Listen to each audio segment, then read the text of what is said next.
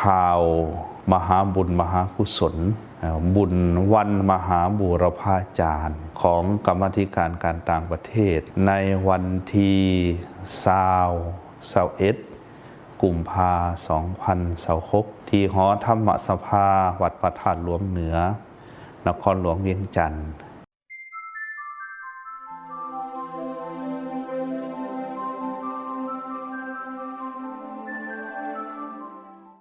ทางคณะกรรมาธิการการต่างประเทศศูนย์กลางอพส.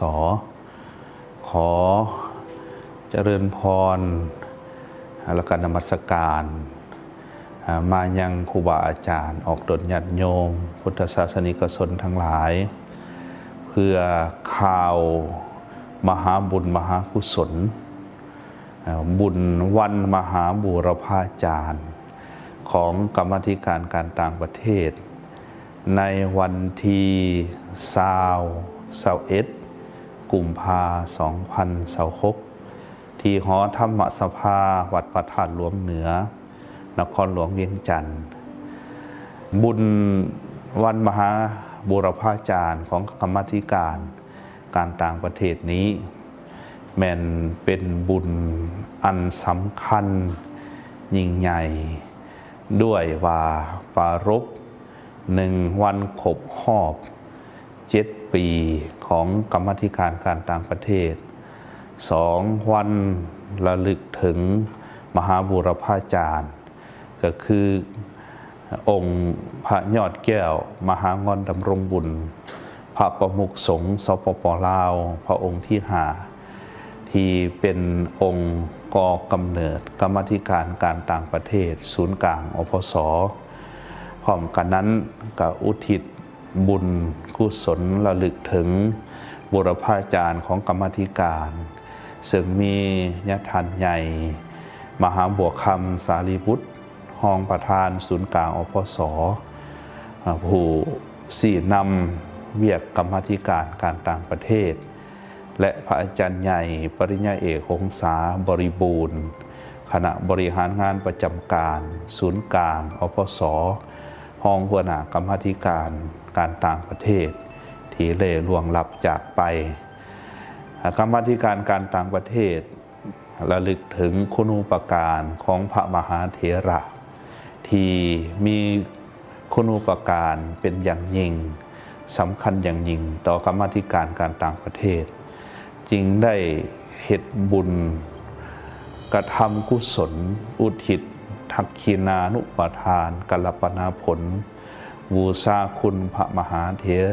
ราจารย์เจ้าทั้ง3 องค์เป็นสำคัญและในวันบุญมหาบูรพาจารย์นี้ยังปรารภพิธีมอบใบประกาศแด่พระสมณทูตลาวสุดที่1สำหรับงานบุญของกรรมาธิการการต่างประเทศในวันที่21นี้มีกำหนดการคือในวันที่วันศุกร์นับตั้งแต่เวลา13:30 นาทีได้เต้ารวมพระสงฆ์สมณเณรออกตนญาติโยมการนำผักหลัดเราจะได้ฟังปาฐกถาธรรมเรื่องความสำคัญของพระสมณทูตกับเวียกงานเผยแผ่พระพุทธศาสนาจะได้มีการปาฐกถาตั้งแต่เวลา2 โมงหรือว่า14 โมงไปถึง15 โมงในตอนบ่ายวันที่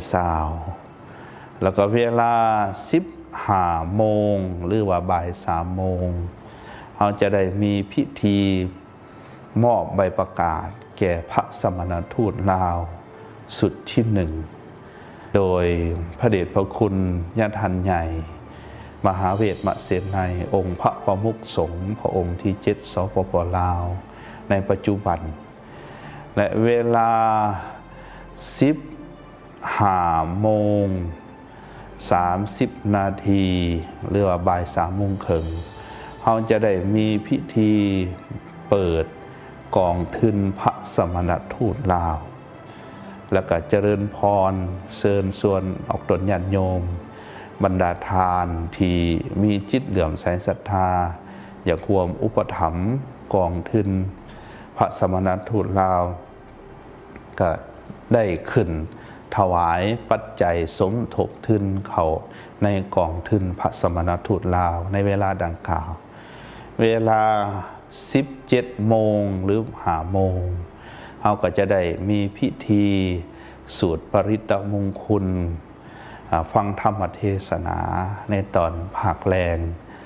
อุทิศบุญอุทิศกุศลถึงมหาบูรพาจารย์ทั้ง3คือ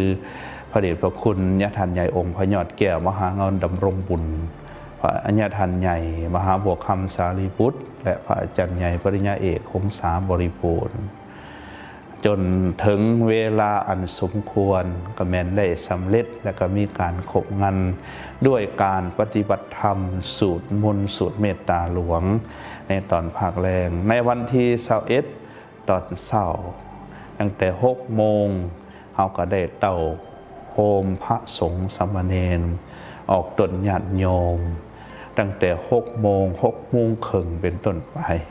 เวลา7:30 นาทีเขาจะได้เข้าสู่พิธี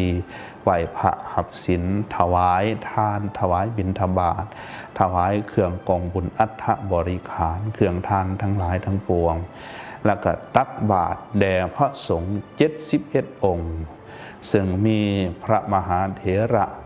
ครูบาอาจารย์ผู้ทรงศีลทรงธรรมในขอบเขตทั่วประเทศทั้งในนครหลวงเวียงจันทร์และในต่างแขวงอันนี้สำหรับวาระกำหนดการด้วยว่ากรรมาธิการการต่างประเทศได้จัดฝึกอบรมพระสมณทูตลาวคือฝึกอบรมพระสงฆ์เพื่อให้เป็นพระสมณทูตไปปฏิบัติหน้าที่เผยแผ่พระพุทธศาสนาทั้งในและต่างประเทศว่าภาษาลาวเฮาง่ายๆก็คือฝึกทูตพระสงฆ์เพื่อไปปฏิบัติหน้าที่ไปประจำการอยู่ที่ประเทศพุทธศาสนาที่มีพุทธศาสนิกชนคนลาวที่มีวัดลาวอยู่ในต่างประเทศเป็นต้นที่อเมริกาที่ยุโรปที่ฝรั่งที่แคนาดาและประเทศอื่นๆที่มีวัดลาวแล้วก็มีพระพุทธศาสนาได้เผยแผ่ไปพระสงฆ์ที่มาฝึกอบรมนั้นใช้เวลาฝึกอยู่3 เดือน 4 เดือนซึ่งมีหลักสูตรการฝึกอบรมถึง34 วิชาใช้เวลาฝึกอบรมทั้งภาคทฤษฎีคือภาคการเรียนแล้วก็ภาคการปฏิบัติกรรมฐานภาคสาธารณูปการเพื่อจะให้เป็นพระสงฆ์ที่มีทั้งปริมาณและก็คุณภาพซึ่งกรรมาธิการการต่างประเทศได้จัดตั้งปฏิบัติตามทิศทางแผนการ5 ปีขององค์การพุทธศาสนาสัมพันธ์แห่งสปป.ลาวและแผนยุทธศาสตร์10 ปี20 ปีขององค์การพระพุทธศาสนาซึ่งได้จัดฝึกอบรมสุดที่1ในปี2024และปัจจุบันนี้ในปี2026นี้ได้เฮ็ดบุญวันมหาบูรพาจารย์และก็ได้มอบใบประกาศแก่พระสมณทูตลาวอีกด้วยเนื่องในโอกาสอันเป็นบุญเป็นกุศลเป็นสิริมงคลนี้ทางกรรมาธิการการต่างประเทศก็ได้เปิดกองทุนพระสมณทูตลาวเพื่อจะระดมปัจจัยทุนฮอนเข้าใส่กองทุนเอากองทุนพระสมณทูตนี้ไป